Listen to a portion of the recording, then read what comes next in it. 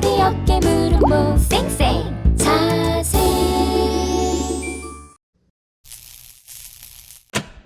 무엇이든 물어보세요. 자생한방병원 척추관절 상담소입니다.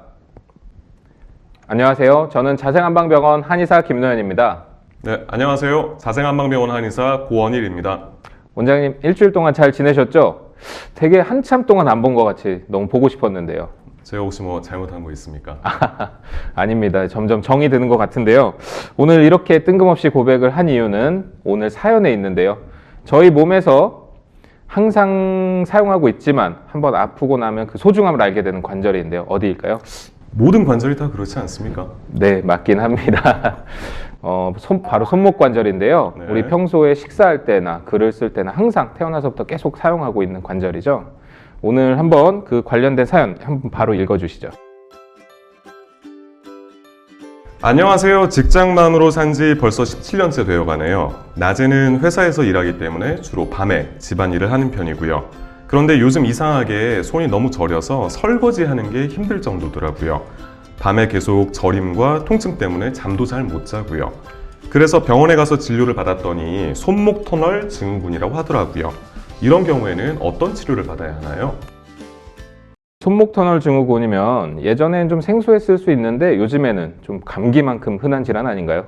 감기만큼 흔하진 않을 것 같습니다. 네, 하지만 이 통계를 살펴보면 2013년도만 해도 손목 터널 증후군을 앓고 있는 환자가 약 16만 명이었는데 매년 2%씩 꾸준히 증가하면서 작년에는 18만 명을 넘어섰다고 합니다. 이 정도면 우리가 잘 들어서 알고 있는 하지정 맥류 환자 수와 비슷하다고 할 수 있죠. 주로 손목 터널 증후군은 또 40, 50대 가정주부분들에게도 많이 나타난다고 하죠. 네네. 아무래도 이제 오랜 시간 동안 뭐 설거지라던가 걸레질 같은 가사 일을 하다 보면 손목에 무리가 갈 수밖에 없고요. 또 그 나이까지 진행되었던 퇴행성 변화가 이제 중장년을 넘어서 실제 증상으로 나타나는 경우가 많다. 그렇게 말씀을 드릴 수가 있겠죠. 요즘에는 TV 정보 프로그램에서도 이 손목 터널 증후군을 많이 다뤄서 많이들 좀 들어보셨을 것 같은데요. 저희 어머니도 물어보시더라고요.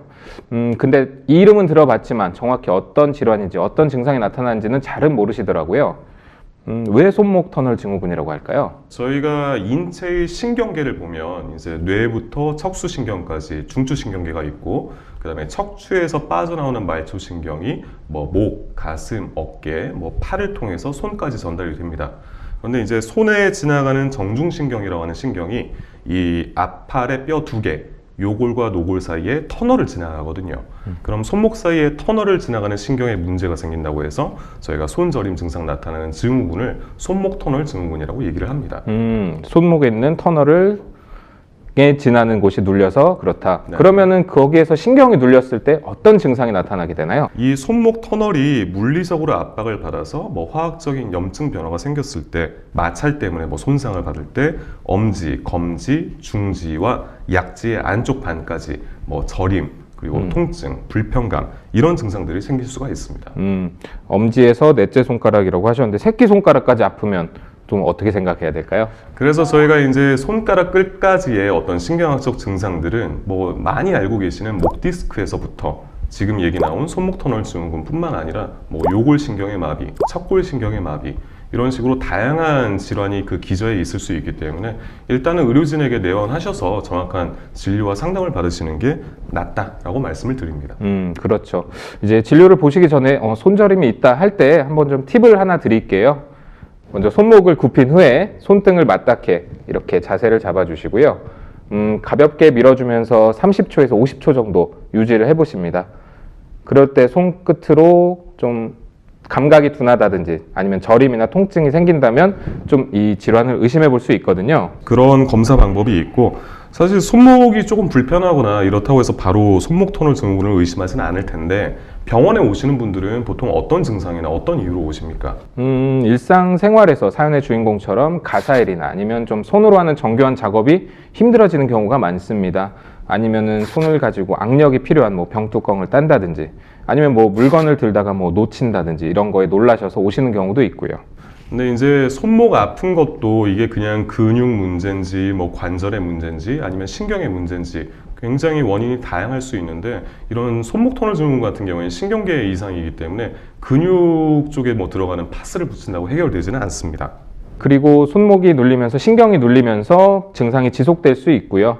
병이 진행되다 보면은 이제 근력이 떨어지면서 근육에 위축이 생기고 엄지 부분 쪽이 살이 얇아진다든지 하는 증상이 생길 수 있습니다. 이 경우는 좀 병이 많이 진행된 거니까 빨리 진료를 보시는 게 좋습니다. 네네.